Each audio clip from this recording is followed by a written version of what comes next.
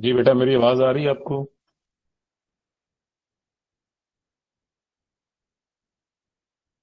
जी sir, आ रही है आवाज़। जी ठीक है। अच्छा जी, कल हमने पढ़ा था अंजुमन हमायत इस्लाम, और उसके साथ हमने पढ़ा था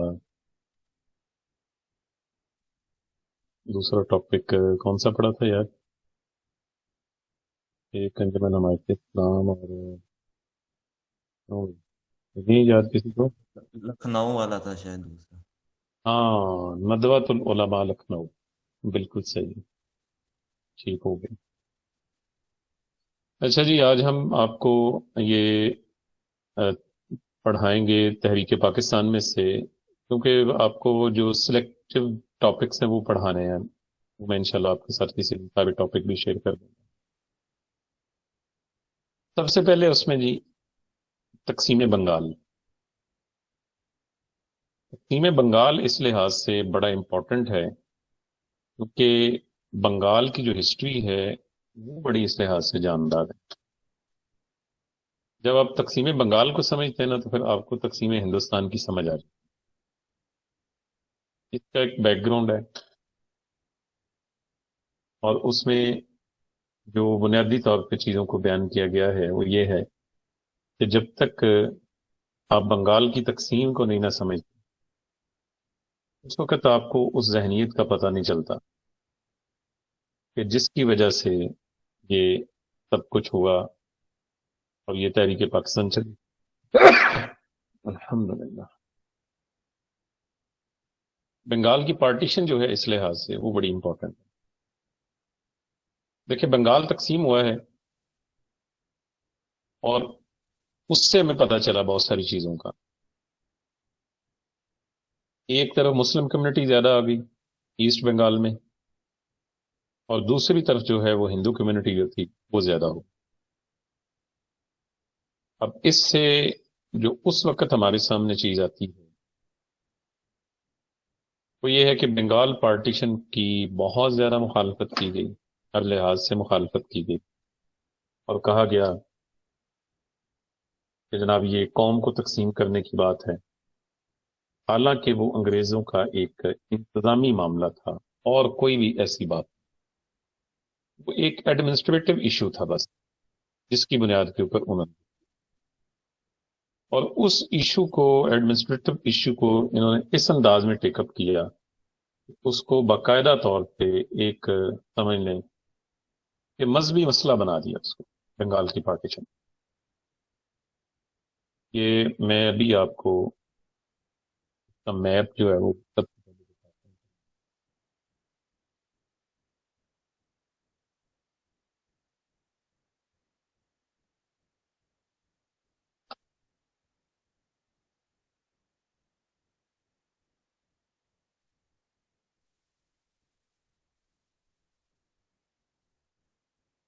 बंगाल पार्टीशन इस लिहाज से को बहुत ज्यादा अहमियत देते हैं हिस्टोरिकली।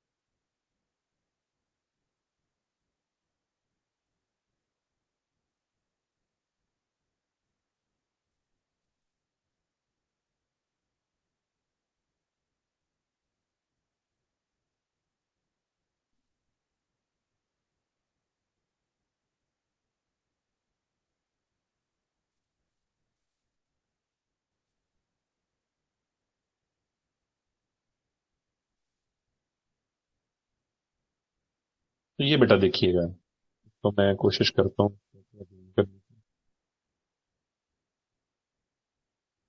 جی، یہ جو آپ کو اس کے اندر پنک نظر آ رہا ہے نا جی، اور یہ سارا کا سارا اس طرف کا، یہ ہے ویسٹ بنگال، ٹھیک ہے؟ اور جو آپ کو دوسری طرف یہ لائٹ بلو اور ساتھ میں یہ جو گریکس کا کلر ہے، ساتھ میں جو لائٹ گرین آپ کو نظر آ رہا ہے، یہ سب کا سب ہے ویسٹ بنگال، ایسٹ بنگال، اور یہ والا ویسٹ بنگال دوسرا۔ چٹاگانگ اس میں دیکھ لیں، ٹھیک ہے؟ اس کے بعد ڈھاکہ آپ دیکھ لیں جو ان کا کیپٹل ہے، فرید پور ہے، پھر راجشاہی ہے، یہ بڑے علاقے ہیں۔ یہ سارا کا سارا علاقہ آتا ہے جی ایسٹ بنگال میں۔ اب آپ کے سامنے یہ سارا نقشہ ہے، اور دوسری طرف آپ دیکھیں جو آپ کے سامنے آتا ہے، جو بنگال ہے، بہت بڑا رقبہ ہے اس کا، انتظامی لحاظ سے کسی کے لیے بھی اس کو چلانا جو ہے وہ ایک بڑا مشکل کام تھا انتظامی لحاظ سے۔ میں یہ دوسری سائڈ اس کی آپ کو دکھاتا ہوں، جو ویسٹ بنگال کی ہے۔ آپ دیکھیے یہ سارے کے سارے علاقے جو ہیں نا، یہ اس وقت کا بنگال، اور یہ دیکھیں کولکتہ جو اس وقت کا کیپٹل تھا، ٹھیک ہے؟ اب مسئلہ یہ تھا انگریزوں کے لیے، یہ بات ذرا بڑی امپورٹنٹ ہے، اس کو سمجھ لیجیے۔ انگریزوں کے لیے مسئلہ یہ تھا کہ انتظامی طور پہ اس صوبے کو وہ کیسے چلائیں، اس کے انتظامات کرنے ان کے لیے بڑے مشکل، اور حتیٰ کہ ایسا بھی ہوتا کہ جو بنگال کا گورنر ہوتا، وہ پورے 5 سال میں سارے علاقے بھی وزٹ نہیں کر پاتا تھا، کیونکہ اس قدر تو نظام نہیں تھا اس وقت، ذرائع آمد و رفت نہیں تھے، یعنی اتنے زیادہ مسائل تھے۔ تو انگریزوں نے یہ سوچا کہ کیوں نہ بنگال کو انتظامی بنیادوں کے اوپر جو ہے ان کو تقسیم کر دیا جائے۔ اب یہ جو ہے ساری کی ساری، یہ ان کی انتظامی تقسیم ہے، ٹھیک ہے جی؟ اور انتظامی تقسیم کے لحاظ سے انہوں نے اس کو تقسیم کر دیا۔ اب قدرتی طور پہ ایسا ہوا کہ ایسٹ بنگال میں مسلم اکثریت میں آ گئے، صوبہ بننے سے بڑے فائدے ان کو ہو گئے، الگ علاقہ ان کا مل گیا، اور کئی ایسے فوائد ان کو مل گئے۔ اب آپ دیکھیں اسی دوران ہی سارے بڑے بڑے کام ہوئے، مسلم لیگ بھی اسی دور میں بنی ہے، منٹو مارلے ریفارمز بھی اسی دور میں ہوئی ہیں، شملہ وفد بھی اسی دور میں کامیاب ہوا ہے۔ اب دوسری سائڈ پہ جو ہے وہ ہندو اکثریت میں آ گئے۔ اب اس سے کیا ہوا کہ یہ علاقے جہاں مسلمانوں کو تھوڑی سی خوشحالی مل رہی تھی، وہ ہندو ایلیٹ کے لیے بڑا ایک مسئلہ تھا، کیونکہ وہ ان کو کسی بھی طور پہ خوشحال نہیں دیکھنا چاہتے۔ یہ آپ دیکھیں نا اس کے اندر جو آپ کے سامنے نقشہ ہے، یہ سارا کا سارا ایریا جو آپ کے سامنے، اور دوسری طرف کا یہ ایسٹ بنگال کا علاقہ، ان کے اندر یہ اتنا بڑا نقشہ، اتنا بڑا رقبہ، پھر ان کی برٹش کی پریزیڈنسی بھی یہاں پر ہے، یہ اس جگہ پہ ڈھاکہ آ گیا، ٹھیک ہے، راجشاہی آ گیا، اور تھوڑا سا اگر میں اس کو اوپر کروں، یہ آپ کو یہاں پر نظر،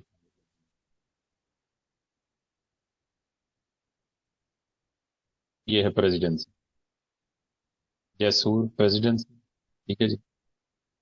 اور یہ سارا رقبہ جو، اور یہ اس نیچے کلکتہ ہے، کلکتہ بھی، اور یہ سارے کے سارے علاقے جو ہیں یہ ساحل سمندر کے ساتھ ہیں۔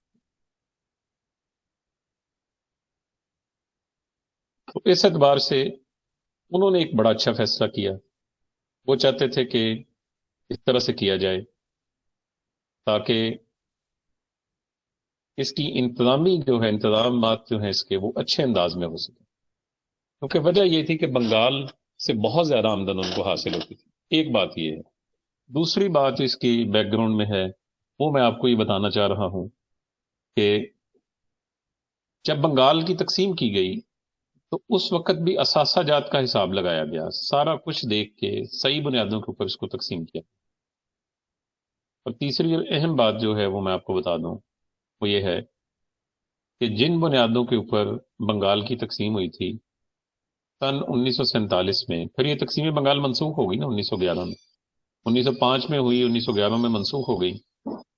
اور پھر انہوں نے اس طرح سے کیا کہ جب پاکستان بنا یا ہندوستان تقسیم ہوا، آپ یوں کہہ لیں، اس میں فارمولا یہ تھا کہ جن علاقوں میں مسلمانوں کی اکثریت ہوگی وہ علاقے مسلمانوں کو دے دیں۔ اب ان علاقوں میں مسلمانوں کی اکثریت تھی، اب یہ علاقے مسلمانوں کو ملنے تھے، اور بنگال پھر ایک مرتبہ تقسیم ہوا سن 1947، اور انہی بنیادوں پر تقسیم ہوا۔ 1905 میں یہ بنا تھا ایسٹ بنگال، اور 1947 میں یہ بن گیا ایسٹ پاکستان، جو 1971 تک ہمارے ساتھ رہا، اور پھر اس کے بعد وہ بنگال ہم سے الگ ہو گیا۔ وہ بھی ایک بڑی، آپ سمجھ لیں کہ الگ قسم کی داستان ہے، پھر انشاءاللہ اس کے متعلق بھی آپ کو کوئی بتائیں گے۔ تو سر دست تقسیم بنگال اور اس کی جو ساری کہانی ہے یا اس کا جو ہسٹوریکل بیک گراؤنڈ ہے وہ میں آپ کے سامنے رکھنا چاہتا ہوں۔ بنگال اتنا امپورٹنٹ کیوں تھا جی؟ یہ بیٹا اس کو دیکھیے گا، اگر ہم تاریخ کے تناظر میں دیکھیں، ابتدا میں جتنے بھی مسلمان جو اس دور کے اندر بڑے بڑے مسلمان جو قافلے آتے تھے تجارت لے کر، تاجر جو آتے تھے تجارتی قافلے لے کر، وہ بنگال کے ساحلوں کے اوپر قیام کرتے، اور قدیم ترین مسجدیں، ہزار ہزار سال پرانی مسجدیں بھی بنگال کے اندر موجود ہیں۔ انہوں نے ساحلوں کے اوپر اپنی تجارتی کوٹھیاں بھی بنائیں، انہوں نے وہاں پر مسجدیں بھی بنائیں، اور یہاں سے تجارت کر کے پھر وہ اپنے ملکوں میں جاتے، اس طرح سے معاملہ چلتا رہا۔ اور اس وجہ سے اگر یہ بھی کہا جائے کہ ہندوستان میں سب سے پہلے جو اسلام ہے وہ بنگال کے ساحلی علاقوں میں پھیلا ہے، تو یہ بھی غلط نہیں ہے بات کی طرف۔ اب اس کے بعد جب مسلمانوں کی یہاں حکومتیں بنی تو بنگال بڑا امپورٹنٹ تھا، کیونکہ یہاں مسلمان اچھی خاصی اکثریت حاصل کر چکے تھے۔ پھر اس کے بعد اس علاقے میں زرخیزی بڑی شاندار ہے، بڑی فصلیں یہاں ہوتی ہیں، دریاؤں کی سرزمین سے کہا جاتا ہے، گنگا جمنا دریا یہاں تک آتے ہیں، وہ پیچھے چل کے ہمالیہ سے، بڑا مشہور دریا ہے بنگال کا، برہم پترا ریور اسے کہتے ہیں، یہاں سے گزرتا ہے، اس لیے اسے ندی نالوں کی سرزمین بھی کہا جاتا ہے۔ تو بنگال کھیتی باڑی کے لحاظ سے، ایگریکلچر کے لحاظ سے بڑا رچ تھا۔ اور یہاں پر جو آخری مسلمان فرما روا تھا اس کا نام ہے نواب سراج الدولہ۔ اس کے خلاف ہندو ایلیٹ نے، جو تاجر طبقہ تھا نا ان کا، انہوں نے انگریز کے ساتھ ساز باز کر کے قبضہ کروا دیا انگریزوں کو۔ جو پلاسی کی جنگ ہوئی ہے 1757 میں، نواب سراج الدولہ کو شکست ہوئی، اس کے پیچھے سب کے سب ہندو ایلیٹ تھی جنہوں نے اس کو سپورٹ کیا۔ وہ انگریز آفیسر یا جنرل جس نے وہ جنگ لڑی تھی اس کا نام ہے لارڈ کلائیو۔ لارڈ کلائیو نے 1757 میں بنگال پر قبضہ کر لیا۔ اب اگلا پوائنٹ بڑا امپورٹنٹ ہے، لارڈ کلائیو نے برطانوی گورنمنٹ کو کیا لکھا؟ اس نے کہا کہ بنگال کا رقبہ برطانیہ کے کل رقبے سے 10 گنا زیادہ ہے۔ برطانیہ چھوٹا سا ملک ہے، 4-5 یہ بڑے بڑے جزیرے ہیں، برٹش آئیلیز انہیں کہا جاتا ہے۔ اس نے کہا کہ بنگال برطانیہ سے 10 گنا بڑا ہے۔ دوسری بات اس نے یہ کہی کہ اس کی آمدن برطانیہ کی کل آمدن سے 50 گنا زیادہ ہے۔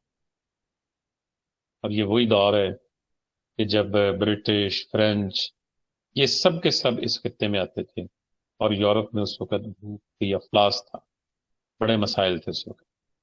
میں آپ کو بتاتا جاؤں بیٹا، ایسٹ انڈیا کمپنی کا آپ نے نام سنا ہے؟ ایسٹ انڈیا کمپنی ایک نہیں بنی، ایسٹ انڈیا کمپنیاں 2 بنی ہیں بنیادی طور پہ۔ ایک ایسٹ انڈیا کمپنی تھی برٹن کی، اور ایک ایسٹ انڈیا کمپنی تھی فرینچ کی، فرانسیسیوں کی۔ اچھا جی، جب انگریزوں نے یہاں قبضہ کر لیا تو انہوں نے اس کے بعد بنگال کو ڈیولپ کرنا شروع کیا۔ اس کے معاملات انہوں نے اپنے ہاتھ میں لیے اور بڑے اچھے انداز میں اتنے بڑے صوبے کے نظام کو انہوں نے چلانا شروع کیا۔ لیکن بعد میں کیا ہوا کہ جب پورے ہندوستان کے اوپر ان کا قبضہ ہو گیا، بنگال کا انتظام جو تھا وہ کرنا ان کے لیے خاصا مشکل۔ کہتے ہیں کہ ایک گورنر جو ہے، جو اس صوبے کو چلانے کے لیے لگایا جاتا تھا، وہ بمشکل اپنے 5 سالہ ٹینیور میں ڈھاکہ جیسے اہم شہر ایک مرتبہ چکر لگا سکتا۔ اب آج یہ تقسیم بنگال کے جو سب سے پہلے اسباب ہیں، یہ دیکھیں 1901 کی جو مردم شماری ہے، سینسس ہے، اس کے مطابق ان کی آبادی جو ہے وہ آپ کے سامنے ہے، 1,89,000 مربع میل کا رقبہ ہے، 7,80,00,000 آبادی، یعنی تقریباً سمجھے 2,00,000 مربع کلومیٹر کا رقبہ ہے۔ اگر مربع میل کو آپ کلو میٹر میں لیں 2,00,000 سے بڑھ جائیں، اور تقریباً 8 کروڑ آبادی ہے۔ 8 کروڑ آبادی کے اس وقت بھی دنیا میں ملک میں چند ملک ہیں جن کی آبادی کروڑوں میں ہے، اور اس وجہ سے اس کے آبادی رقبے اور تناسب کی وجہ سے یہ بڑا مشکل تھا کہ اس کو انتظامی لحاظ سے چلایا جائے۔ دوسری بات معاشی بدحالی، بنگال صوبے کے حوالے سے یہ بات بھی سامنے آتی ہے کہ کلکتہ جو تھا وہ ہندوؤں کا گڑھ تھا، کلکتہ میں بڑی ترقی ہو رہی تھی، وہاں پر تجارت بڑی شاندار تھی، کلکتہ کی بندرگاہ بڑی شاندار کام کر رہی تھی، یہ سارے کام تھے۔ جبکہ مشرقی بنگال میں چونکہ مسلمانوں کی اکثریت تھی اور وہاں پر حالات جو ہیں وہ بڑے خراب تھے، کوئی انفراسٹرکچر نہیں تھا، سڑکیں، پل، ندی نالے، کوئی خاص نظام نہیں تھا۔ تیسری بات کہ چٹاگانگ کی بندرگاہ بڑی امپورٹنٹ سی پورٹ ہے، اس وقت بھی دنیا کی امپورٹنٹ سی پورٹس میں ایک ہے چٹاگانگ۔ چٹاگانگ کی بندرگاہ جو ہے وہ بھی ابتری کی حالت میں تھی، مگر بھی بنگال میں کلکتہ کی بندرگاہ موجود تھی اور وہاں پر تعمیر و ترقی کا کام ہوتا تھا، جبکہ چٹاگانگ کی بندرگاہ جو تھی تباہی کے دہانے پہ پڑی۔ آڑیا زبان کا مسئلہ، اڑیسہ کا علاقہ جو ہے وہ، جس میں دیکھیں 3 صوبے بنتے ہیں، بنگال، آسام، یوپی، ان میں منقسم، اور جہاں آڑیا زبان بولی جاتی تھی، اور عوام اور حکومت کو کئی ایک مشکلات تھیں اس کے اندر، سرکاری طور پر بھی آڑیا زبان تھی۔ اب اس کی وجہ یہ تھی کہ کیوں نہ ان کی اپنی زبان، لوکل زبان جو ہے وہ وہاں رہ جائے۔ اس مسئلے کے حل کے لیے بھی زبان کی بنیاد پر بنگال کی تقسیم ناگزیر ہوتی۔ پانچویں بات، بنگال صنعت و حرفت میں بہت پیچھے جا رہا تھا، تجارت، ملازمت، صنعت سب پہ ہندو چھائے ہوئے تھے۔ پٹسن کا کاروبار آج بھی بنگال میں بہت ہے، اور کہتے ہیں کہ پٹسن وقت مقدار میں ان کے پاس تھی، لیکن کوئی ایسا خاص میکانزم نہیں تھا اس کا، جس کی وجہ سے وہ بدحالی کا شکار تھا۔ یہ 5 بڑے بڑے اس کے اسباب۔ اب آج یہ تقسیم بنگال کے واقعات کے اوپر۔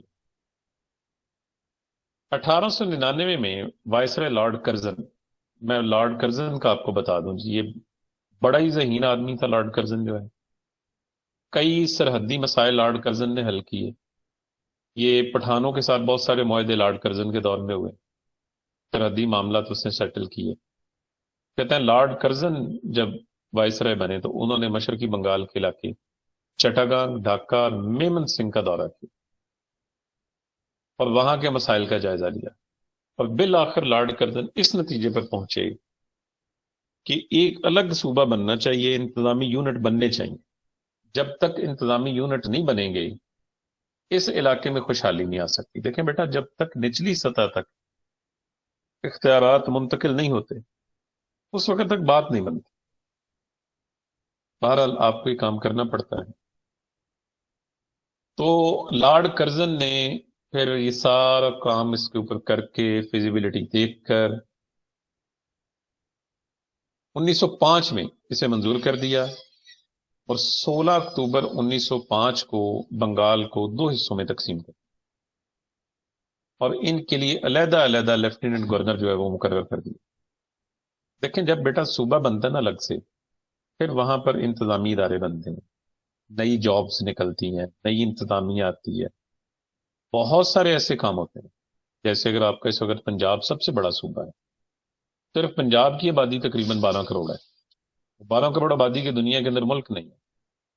یورپ کے کسی ملک کی 12 کروڑ آبادی نہیں. سب چھوٹے ہیں. حتیٰ کہ برطانیہ، جرمنی، فرانس، سب کی آبادیاں 7 7 8 8 کروڑ ہیں، اس سے زیادہ نہیں. پنجاب کو اگر 3 4 انتظامی یونٹوں کے اندر تبدیل کر دیا جائے، اس کو تقسیم کر دیا جائے، آپ دیکھیں کافی حد تک حالات بہتر ہو جائیں. چیزیں تقسیم ہو جائیں گی تو اس میں علاقوں کو ترقی ملے گی. اور دنیا کے کئی ملکوں میں ایسا ہوا ہے. ہندوستان نے کہاں اس کی 10 ریاستیں تھیں، آج میرا خیال 29 یا 30 ریاستیں اس کی. شاید جو انتظامی یونٹ ڈال لیں تو یہ 40 کے قریب بن جاتے ہیں. اور اس سے کیا ہوا ہے فائدہ، کہ علاقائی ترقی جو ہے وہ اس سے بڑھ جاتی ہے. بہرحال 16 اکتوبر 1905 کو بنگال 2 حصوں میں تقسیم ہو گئی. تو سب سے پہلا کام یہ کیا گیا اس میں بنگال اور آسام کے حوالے سے، کہ صوبہ مشرقی جو بنگال تھا، جو بعد میں مشرقی پاکستان بنا، اور اس میں آسام کا کچھ رقبہ جو ہے، جو 1,06,540 اس کا ٹوٹل رقبہ یہ بنتا تھا، آسام کا علاقہ بھی اس میں ڈال کے. تو کل آبادی بنتی تھی 3 کروڑ 10 لاکھ، اور اس میں مسلم آبادی 1 crore 80 lakh. Over whelming majority, یعنی زیادہ تعداد جو صوبے میں آسام، سلہٹ، مشرقی شمالی بنگال کے علاقے، چٹاگانگ، ڈھاکہ، راجشاہی کی کمشنریاں، اور اسی طرح ضلع مالوہ جو ہے وہ بھی اس میں شامل کر دیا گیا. یعنی اچھا خاصا بڑا صوبہ بن گیا جی. ایک جیسے آپ کہہ سکتے ہیں نا، رقبہ بھی ہے، آبادی بھی ہے، وسائل بھی ہیں، بندرگاہ بھی ہے. اور آپ کو بتا دوں، دنیا میں وہ ممالک جو لینڈ لاک ہے نا، وہ بڑی پرابلم کا شکار ہیں، جن کے پاس سمندر نہیں ہے. جیسے افغانستان، سینٹرل ایشین جتنی ریاستیں ہیں، Turkmenistan, Tajikistan, Kyrgyzstan, Azerbaijan, these are all land lock countries. یہ سب کے سب وہ ملک ہیں کہ جن کے ساتھ سمندر نہیں لگتا. چاروں طرف سے ان کو جو ہے وہ زمین نے گھیرا ہوا ہے. اب آپ دیکھیے کہ وہ کسی نہ کسی قریبی ملک کی بندرگاہ کو استعمال کرتے ہیں. جیسے افغان ٹرانزٹ ٹریڈ ہے، وہ ہماری بندرگاہوں کو استعمال کر کے ٹریڈ کر رہے ہیں. ایسے ہی یہ جو سی پیک کا منصوبہ تھا، اس میں یہ تھا کہ سینٹرل ایشین سٹیٹس کو موقع دیا جائے گا کہ وہ ہمارے ساتھ مل کے اپنا روٹ بنائیں تاکہ تجارت کر سکیں. ایک تو یہ فائدہ ہو گیا. دوسرا، مغربی بنگال جب الگ ہو گیا تو اس میں اڑیسہ کے علاقے بھی شامل تھے. رقبہ ان کا ہو گیا جی 1,41,580، اور آبادی ان کی ہوگی 5 کروڑ 40 لاکھ، اور مسلم آبادی ہے وہاں پر صرف 90,000. اب آپ دیکھیں نا، ساری کی ساری آبادی بھی سمٹ کے ایسٹ بنگال میں آ گئی، طاقت مل گئی مسلمانوں کو. اور صوبے کا مرکزی مقام وہاں کلکتہ تھا، تجارتی بندرگاہ بھی کلکتہ میں تھی.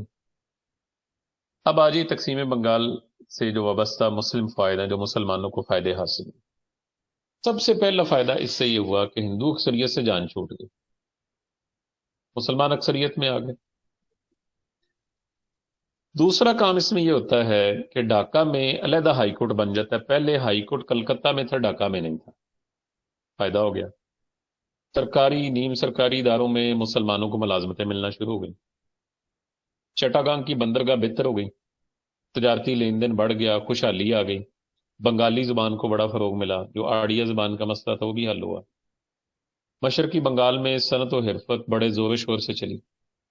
یعنی یہاں پر ہر دن گزرتے کے ساتھ ساتھ حالات بہتر سے بہتر ہوتے چلے گئے.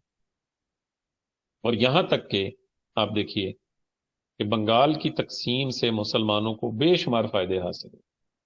سیاسی طور پہ بھی بے شمار فائدے حاصل ہوئے، معاشی طور پہ فائدے حاصل ہوئے. تقسیم بنگال پر جو رد عمل آیا وہ بڑا مختلف تھا. سب سے پہلے تو اس کے اوپر جو رد عمل آیا مسلمانوں کا اس اعتبار سے، مسلم رد عمل، وہ یہ کہ 16 اکتوبر 1905 کو مسلمان رہنما نواب سلیم اللہ خان آف ڈھاکہ، یہ وہی ہے نواب سلیم اللہ خان آف ڈھاکہ جن کی رہائش گاہ پہ 30 دسمبر 1906 کو مسلم لیگ کا اجلاس ہوا تھا پہلا، اور وہاں مسلمانوں کی سیاسی جماعت مسلم لیگ قیام کی تجویز رکھی. इस तकसीम के फैसले को उन्होंने बड़ा सराहा। नवाब सलीम उल्लाह खान ने इस हवाले से इस चीज को एक संग मील करार दिया। और इसी तरह जो बंगाल के मुसलमान थे और उनके मफादात के लिए जो तंजीम काम कर रही थी, मोहम्मदन प्रोफेशनल यूनियन, उसकी बुनियाद रखी। कलकत्ता की मोहम्मदन लिटरेरी सोसाइटी ने भी तकसीम पर खुशगवार रद्दमल का इजहार किया। उन्होंने कहा जी बहुत अच्छा हो गया। दीगर सूबों के मुसलमानों ने भी तकसीम बंगाल की पुरजोर हमायत की। हुकूमत को मशकूराना तारें अरसाल की गई, यानी तहनीती पैगामात भेजे गए कि जनाब आपने जो भी किया है बहुत अच्छा किया है, ये सारे मामलात जो है हमारे लिए वो हमारे हक में जाते हैं, बड़ा बेहतरीन काम हो गया है। हिंदू रद्द अमल इसके ऊपर बड़ा मनफी था। देखिए, एक तरफ इंसानी हकूक की बात करने वाले बड़े बड़े हिंदू रहनुमा जो कांग्रेस में थे, और दूसरी तरफ उन्होंने जब ये देखा कि मुसलमान तरक्की कर जाएंगे तो ये उनको एक आंख नहीं बाया। तो तकसीम बंगाल के हवाले से उन्होंने 16 अक्टूबर के दिन जो है, जब इसके बाकायदा ऐलान किया गया, तो उन्होंने एहतजाज के तौर पे उसको मनाया। इंतहा पसंदों ने इसकी मनसूखी के लिए स्वदेशी तहरीक बेटा पता क्या होती है? स्वदेशी, देश कहते हैं वतन को, स्वदेश कहते हैं गैर वतन को। ये हिंदी जबान का लफ्ज है। देश, स्वदेश, देश अपना मुल्क और स्वदेश पराया मुल्क। स्वदेशी तहरीक जो थी वो ये थी कि जो बाहर से बरतानिया से चीजें आती हैं, तजारती माल आता है, हम उसे इस्तेमाल नहीं करेंगे, उसके खिलाफ उन्होंने तहरीक चलाई। कांग्रेस ने बरतानवी मैनचेस्टर चैम्बर ऑफ कॉमर्स पर भी दबाव डाला कि इस तकसीम को मनसूख किया जाए। ठीक है, इसी तरह और भी बहुत सारे काम हुए। अल्टीमेट क्या हुआ जी? जब जॉर्ज पंजम बादशाह बनते हैं और लॉर्ड हार्डिंग जो है उस वक्त वायसराय बनते हैं, अब लॉर्ड मिंटो की जगह पर लॉर्ड हार्डिंग आ जाते हैं, और 12 दिसंबर 1911 को जॉर्ज पंजम की रस्म ताजपोशी होती है। और वायसराय लॉर्ड हार्डिंग के ऊपर जो है हिंदू जो है खास तौर पे वो जोर डाल रहे हैं, दबाव डाल रहे हैं कि वो जॉर्ज पंजम के ऊपर तकसीम के हवाले से, बंगाल की तकसीम की मनसूखी के हवाले से जोर डाल के उसे खत्म करवाएं, मनसूख करवाएं। इंग्लिस्तान की रस्म ताजपोशी के लिए दिल्ली में दरबार लगाया गया, और इसमें बादशाह ने बहुत सारे ऐलानात किए, और उसमें एक हैरान कुन ऐलान जो था वो ये था, बंगाल की तकसीम को मनसूख कर और मरकजी दारुल हुकूमत कलकत्ता से दिल्ली मुंतकिल करने का ये ऐलान। उससे पहले 1911 तक अंग्रेजों का जो कैपिटल था वो कलकत्ता था, और उसके बाद उन्होंने इसको दिल्ली में मुंतकिल किया। ये भी आपको बताता जाऊं इस हवाले से कि जब से ब्रिटिश यहाँ आए थे 1857 तक यहाँ बरतानवी हुकूमत नहीं थी, यहाँ थी ईस्ट इंडिया कंपनी की हुकूमत। और ईस्ट इंडिया कंपनी की हुकूमत खत्म होती है 1857 में, ब्रिटिश हुकूमत जो है वो आती है। ब्रिटिश इसको बराह रास्त अपने हाथ में ले लेते हैं। अब कंपनी का दौर खत्म हो जाता है, बरतानवी राज शुरू हो जाता है। अब इससे क्या हुआ जी? सियासत में इंतहा पसंदी का आगाज कहते हैं कि तनसीख तकसीम बंगाल से हो, कि एक नजर भी उनको मुसलमानों की तरक्की जो है ना नहीं, मुसलमान अच्छे खासे नाराज थे। तो उन्होंने कहा कि हमारे साथ ज्यादती है, ये मामला जो किया गया हमारे साथ ये ठीक नहीं है। क्योंकि एक तरफ तो कांग्रेस में बैठ के बात हो रही थी सारे हिंदुस्तान की, लेकिन बेटा कांग्रेस जो थी उसका ये दावा था कि हम सारे हिंदुस्तान की बात करते हैं, और जब सारे हिंदुस्तान की बात वो करते थे तो कहते थे कि हम हिंदुओं के भी नुमाइंदे हैं, हम मुसलमानों के भी नुमाइंदे हैं, और हम दीगर कौमों के भी नुमाइंदे हैं। लेकिन जब तरक्की की बात आती किसी कौम की, तो उसमें कांग्रेस जो है वो सबसे पेश पेश होती। कोई ओहदे की बात होती तो उसके अंदर हिंदू जो अपने कैंडिडेट थे उनको आगे किया जाता। हाँ, कहीं कोई एक आध ओहदा जो है वो मुसलमान कैंडिडेट को भी दे दिया जाता, लेकिन ज्यादातर उसके अंदर ये मामला थे। اب اس کے اندر بھی یہی ہوا کہ انہوں نے اس بنگال کی تقسیم کو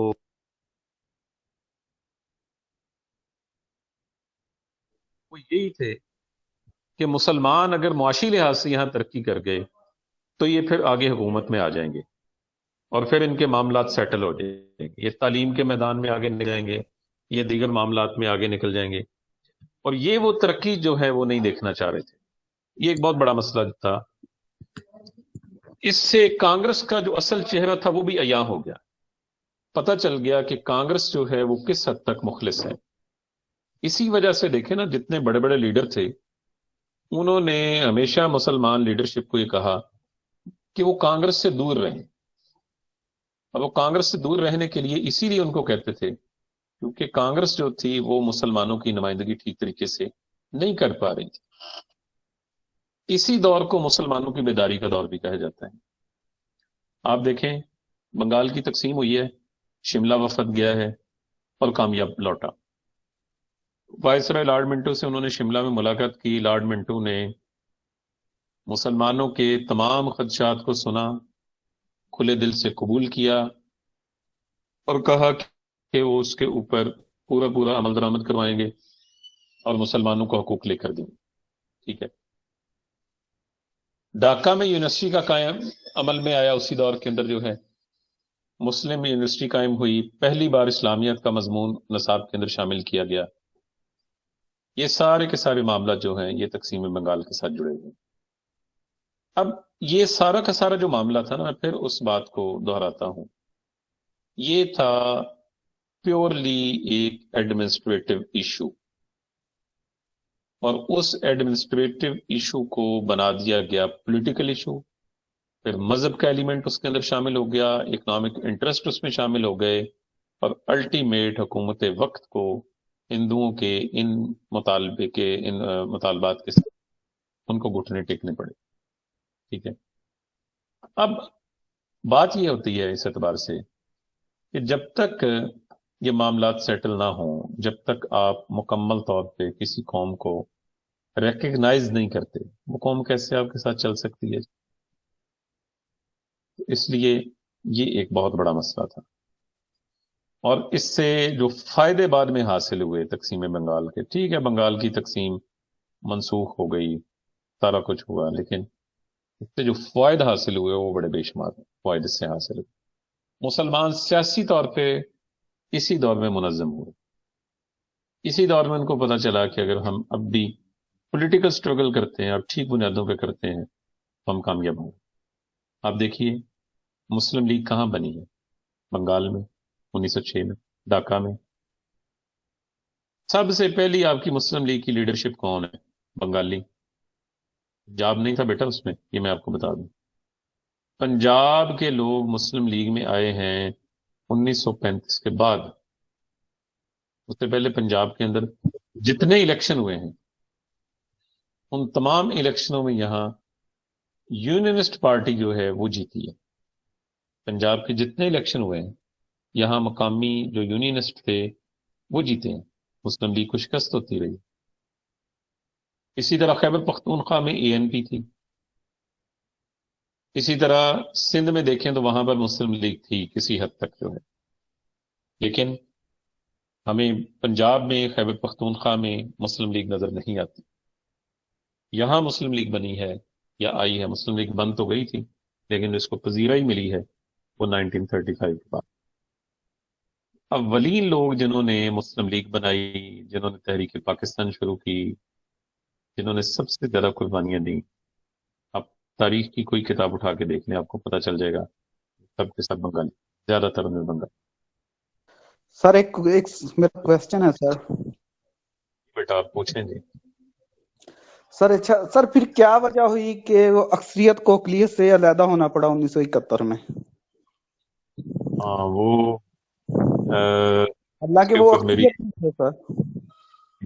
اس کے اوپر نا میری ایک پریزنٹیشن بھی ہے تقریباً 1 گھنٹے کی، اگر آپ کسی وقت کہیں گے تو میں فال آف ڈھاکہ کے اوپر آپ کو انشاءاللہ پورا ایک لیکچر دے دوں، پورا مکمل اس کے اندر فیکٹس کے ساتھ سے۔ اس میں بہت ساری چیزیں بیٹا، اس کا آغاز پتہ کہاں سے ہوا ہے؟ اس کا آغاز ہوا ہے جب زبان کا مسئلہ بنا. قائد اعظم گئے نا ڈھاکہ میں، تو قائد اعظم نے کہا کہ قومی زبان اردو ہوگی. بنگالیوں نے سن لیا، انہوں نے کہا جی ٹھیک ہے کوئی بات نہیں، خاموش ہو گئے. دیکھیں بیٹا، ایک آدمی کو بڑا آدمی کو بات کرتا ہے نا، لوگ ناراض نہیں ہوتے. وہی ایک ایوریج لیول کا بندہ اٹھ کے بات کرتا ہے تو لوگ جناب اس کے خلاف اٹھ کے کھڑے ہو جاتے ہیں. بات ایک ہی ہوتی ہے، جی جی سر. شخصیت کے کرنے میں فرق پڑ جاتا ہے. وہ سیف الدین سیف کا ایک شعر ہے نا کہ انداز بیاں بات کو بدل دیتا ہے سیف، ورنہ دنیا میں کوئی بات نئی بات نہیں. صحیح. دنیا میں کوئی چیز نئی نہیں ہوتی، کوئی بات نئی نہیں ہوتی، چیزیں وہی ہوتی ہیں، لوگ بدلتے ہیں، حالات بدلتے ہیں. اب قائد اعظم کی بات کو مان لیا. اب جب آئین بننے لگا نا تو اس وقت بھی زور دیا گیا نہیں جی اردو ہی ہوگی. مجھے بتائیے، ایک شخص نے بنگلہ میں میٹرک کیا ہے، بنگلہ زبان میں BA کیا ہے، MA کیا ہے، وہ بیچارہ تو بیٹھا بیٹھا ان پڑھ ہو گیا. بے شک وہ سر. جو وہ جو اممیچورٹی تھی نا اس وقت کی، اس نے ہمیں بڑا نقصان دیا. اس وقت کیا ہوا، انڈیا نے کیا کیا، انہوں نے آئین بنا لیا 2 سال کے بعد. آپ جی اس وقت بھی سرچ کر کے دیکھیں تو آپ کو پتا چلے گا کہ جو ہندوستان کی اس وقت بھی جو نیشنل لینگویجز ہیں وہ 20 سے زیادہ ہیں، جس سر میں پنجابی اردو بھی شامل. کتنے ہیں سر؟ 32 ہیں. 32 ہیں قومی زبانیں. جی. ٹھیک ہے، آپ اندازہ کر لیں کیا فرق یار پڑتا ہے. کوئی مسئلہ نہیں ہے. آپ یہاں پنجابی، سندھی، بلوچی، پشتو، سرائکی، پوٹھوہاری، یہ سب قومی زبانیں ڈکلیئر کر دیں. قومی رابطے کی زبان اردو کر دیں، کوئی مسئلہ نہیں. جی جی سر. آپ اردو کر دیں، عام آدمی بھی آسان ہو جائے گا، کوئی مسئلہ نہیں. وہ ایک جج صاحب جسٹس جواد اسپاجا صاحب دے کے گئے تھے فیصلہ کہ دفتری زبان اردو ہوگی. جی سر. آج تک نہیں ہو سکا. سر یہ تو پاکستان کے کانسٹیٹیوشن میں لکھا ہوا ہے. بالکل لکھا ہوا ہے پاکستان کے کانسٹیٹیوشن میں، اور یہ 73 میں لکھا تھا کہ 15 سال کے اندر اندر ساری چیزیں اردو میں آ جائیں گی. کانسٹیٹیوشن کو آپ دیکھ لیں، آج